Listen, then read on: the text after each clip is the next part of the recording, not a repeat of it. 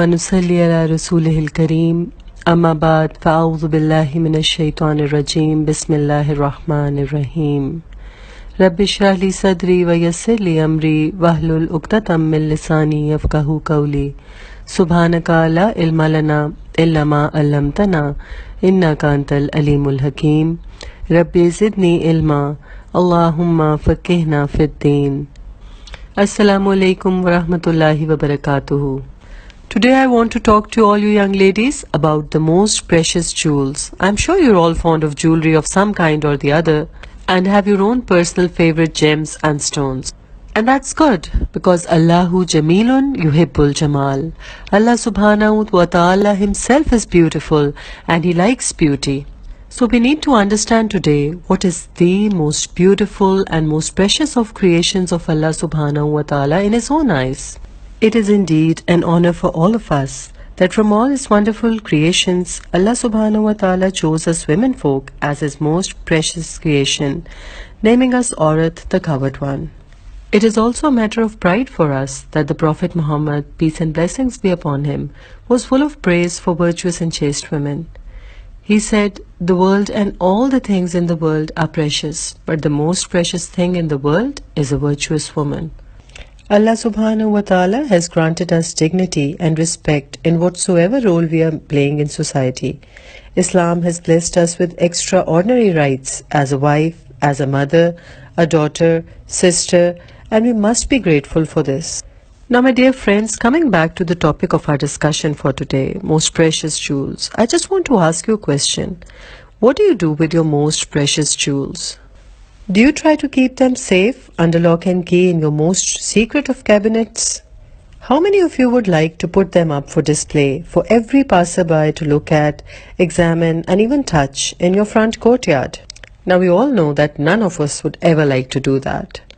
So, my dear friends, just think about it. All precious things are kept hidden in safety and never presented openly for all to view.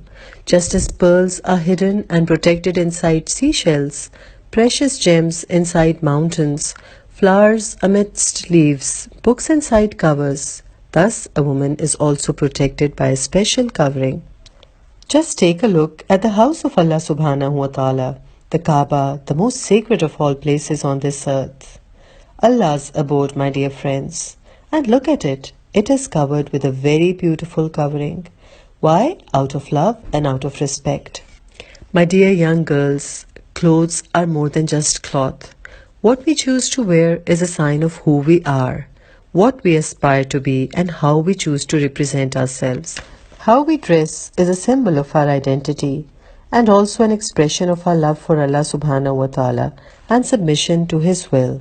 So my dear young girls, I know it is difficult for you to understand at this stage maybe, but dress to please Allah your creator, not the people on the streets.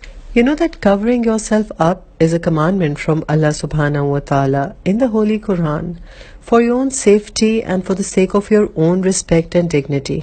It is stated in the Holy Quran, chapter number 33, verse number 59, O Prophet sallallahu alaihi wasallam, tell your wives and daughters and believing women to draw their cloaks all over their bodies so that they may be recognized as respectable women, so as not to be annoyed, and Allah is ever forgiving, most merciful. Let me assure all you young ladies out there that covering yourself up as the way Allah subhanahu wa ta'ala pleases cannot be a hindrance to anything that you want to do. There are so many women across the globe who follow the Islamic dress code and participate fully in societal development, and this is no hindrance for them.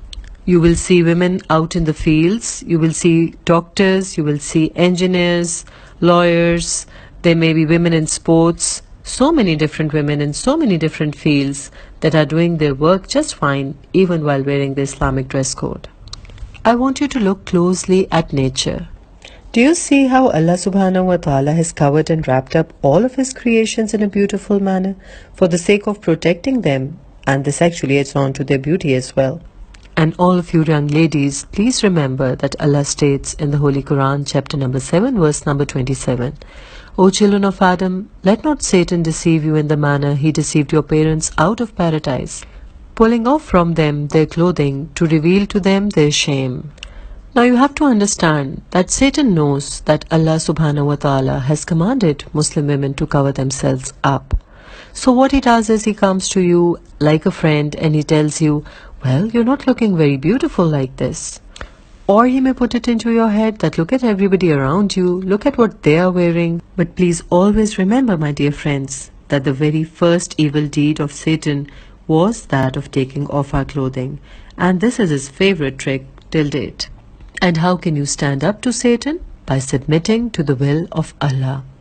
And even when your peers pressurize you for doing something that is not right, please tell them that I am here to please Allah subhanahu wa ta'ala and not you, as you would be as helpless in front of him on the day of judgment as I would be. So I don't care about your bullying or your ridiculing me. And remember the prophetic foresight that the Prophet Muhammad sallallahu alaihi wasallam has left for us, that a time would come when Islamic ethics and identity would be attacked by enemies of Islam, and the people who will struggle for their sustenance and revival will be rewarded like martyrs. My dear friends, please remember that covering oneself up modestly is an identity of faith, and most of all it is a commandment of Allah subhanahu wa ta'ala, who truly loves and knows what is best for his creation more than the creation knows what is best for themselves.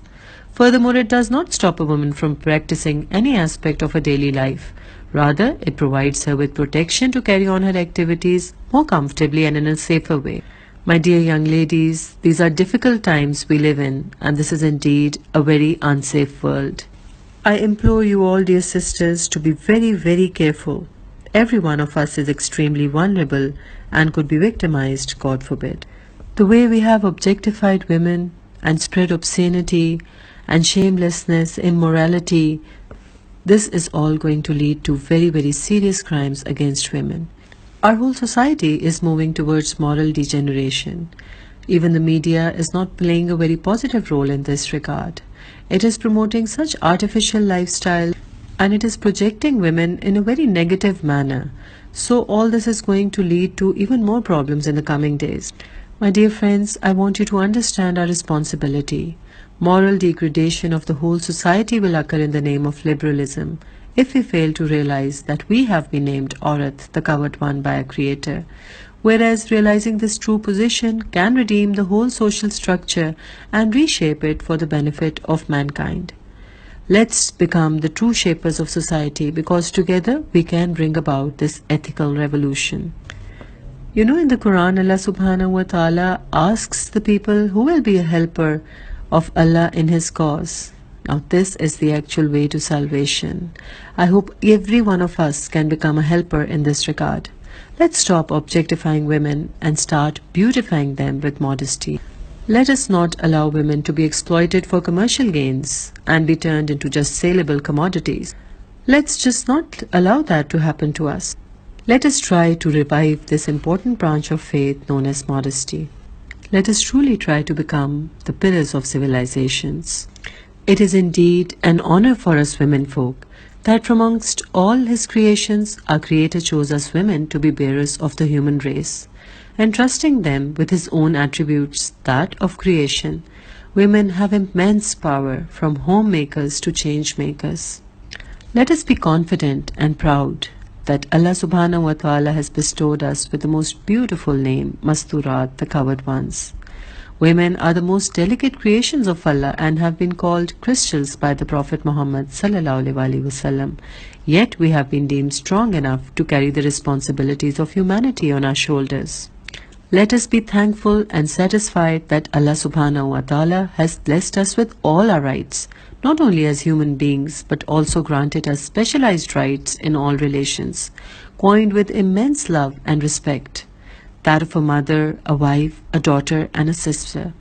Respect and dignity for women has been utmostly stressed and highlighted in Islam, so much so that even in his last words of departure from this world, the Holy Prophet, peace be upon him, was worried about the rights of women and kept on instructing in this regard. It is deeply saddening that at the very moment that we are safe and protected in our environments, a large number of our sisters are facing immense dangers in war zones and disputed territories around the world. We must remember all those women in our special prayers who are threatened with war and persecution. My dear friends, we must realize our position and our very immense responsibilities. Although we are confident that our Creator has given us more than our due rights, but we also need to create awareness that societies and nations have as yet a long way to go to deliver those rights to us. We must also be the bearers of message of tolerance and unity as a human race. We are the ones who can show the world that yes, we are one, united and together. Differences of appearances, race, color, caste and creed are merely for the sake of identity and individuality. But we must allow and accept diversity, and together we can give the message of peaceful coexistence, the message of salvation of the whole humankind. Let us try to create equity amongst the genders, as they have been created differently with different purposes in view in order to give them real and sustainable empowerment. Let us all try to become such women whom Allah subhanahu wa ta'ala and His Messenger sallallahu alaihi wasallam has called the most beautiful jewels and the most precious of all creations. Let us try to equip ourselves with virtues and also pass on this message of Islam, the message of peace to our coming generations through our words and also our actions. May Allah subhanahu wa ta'ala grant us the courage to act upon all that we have said and learned today.